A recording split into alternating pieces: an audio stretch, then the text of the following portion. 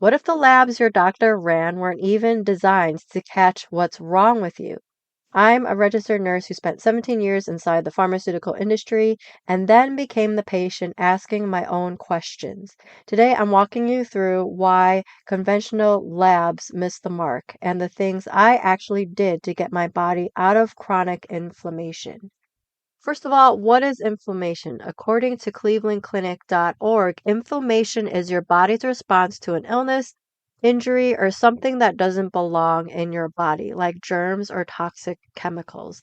Inflammation is a normal and important process that allows your body to heal. So, like this website says, inflammation is caused by germs or toxic chemicals, and of course, stress can lead to inflammation. When it comes to lab values, first of all, I think us as humans, I feel like we have barely scratched the surface on understanding how our bodies truly work. That is my own personal belief. A lot of people criticize the way that people are tested for certain things in conventional medicine, and people like functional medicine practitioners, they test on different things. They use different tests, and some say that many of the labs that are normally tested are just not good indicators of what's going on in someone's body. I have seen a functional medicine practitioner in the past, and she was really helpful. I also saw a naturopathic practitioner, and he was helpful for a while. I will say I stopped seeing both of these practitioners because I just felt like I didn't want to keep getting tested so much. And God showed me ways to care for my body, which didn't require a million supplements and continuous testing.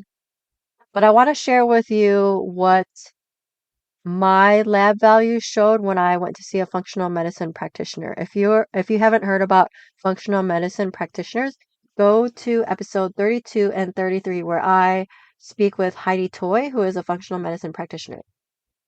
If you haven't heard my story before, back in 2019, I was having major issues with my skin. It was really painful, it was really itchy.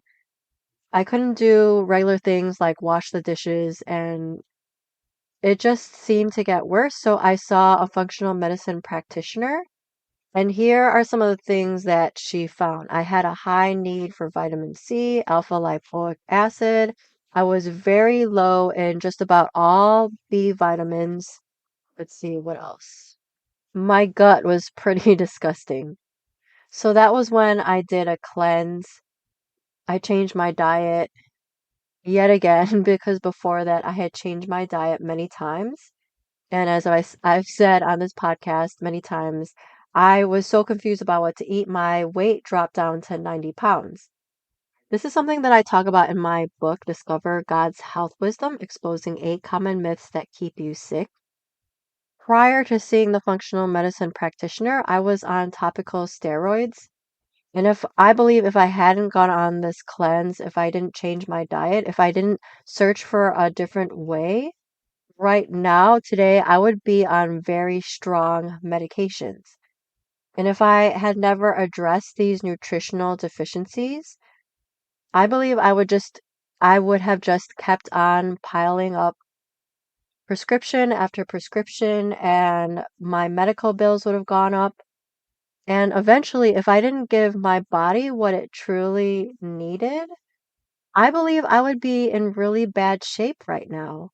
But by the grace of God, as I've said on previous episodes, I am super healthy. I have a cold right now, but usually I'm really healthy. I really don't take any medications, except for maybe I'll take a fever reducer once a year. I'm super active. I work, I homeschool, I do all these things.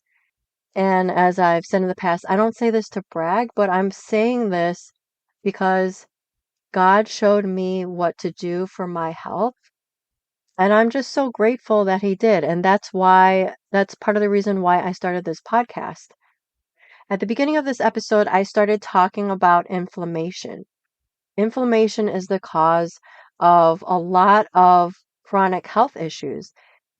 It, of course, can lead to exhaustion, chronic fatigue, autoimmunity. It can lead to so many things. So, for the remainder of this episode, I just want to give you some ideas on how you can decrease your inflammation, the inflammation going on in your body, so that you can start to feel better. I've talked a lot on this show about fish oil. You can go to episode 52 to learn more about fish oil. Fish oil really helped my joints. There was a point where my thumb would just lock into place for a few seconds. I started taking fish oil and I haven't had those problems. And when I stop taking fish oil, I can feel joint discomfort again. In episode 65, I talk about apple cider vinegar. Whenever I start to feel inflammation, when I feel that heat in my hands, because that's where I tend to get inflammation in my hands, which causes the skin issues. Once I start taking my apple cider vinegar again, I can see and feel a change within about a week. So this is just a tablespoon in the morning and at night of apple cider vinegar. You have to dilute it in water. Make sure that you get organic apple cider vinegar raw with the mother. It's super affordable. It's just really great at cleaning out the gut. When my body feels inflamed, I really try to attack the inflammation, so to speak, from many different angles. Sometimes I take bubble baths with soothing essential oils. There's this blend that was really helpful for me. It's called Adaptive. So I would throw that into my bath. When I start to feel inflamed, I make sure that I sleep. For the longest time, I would only sleep for like 4 to 6 hours a night, but now sleep is my priority. I sleep for 8 hours, usually 7 or 8 hours. Prayer helps a lot, and I really think that sometimes when I look back at my life and look at things that I hated to do, I believe that God made me do those things so that I could spend more time with him. And I'll explain what I mean. There was a long time when I didn't have a dishwasher. So I had to spend many, many hours just washing dishes by hand. Sometimes that was the only time that I had time to talk to God. I have a new job where I have to drive around from hospital to hospital. I've gotten into the habit of not turning on music or podcasts. Instead of that, I just talk to God and I actually listen to what He has to say. I ask Him a question and I'm silent. I wish that I was taught that as a kid, when we're praying, when we're talking to God, we're supposed to leave room for Him to answer us. It's not supposed to be a one-sided conversation. So, of course, prayer helps with my stress level. It helps, and that in turn helps with inflammation. I've also had like 4 hour periods where I would just go to the park and read the Bible, talk with God, have basically mini retreats with God. I try to remember to do things that I think are fun. That helps with my stress level, which helps decrease inflammation. If you're interested in breathing techniques can help with your stress level, go to episode 128. There's something called the physiological sigh and also box breathing. Box breathing is done by people like police officers to help them with when they're in stressful situations. I've also throughout the years worked on my emotional health. I've seen counselors. I went to this thing called Emotional Recovery Clinic, which I thought that I didn't need, but pretty much everyone has been through some sort of trauma in the past, and it doesn't have to be something huge. It could be just someone being mean to you when you were a kid and it really affected you. Go check out episodes 30 and 31 if that's something you're interested in.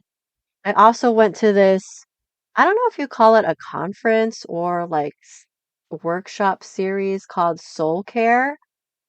That was really helpful.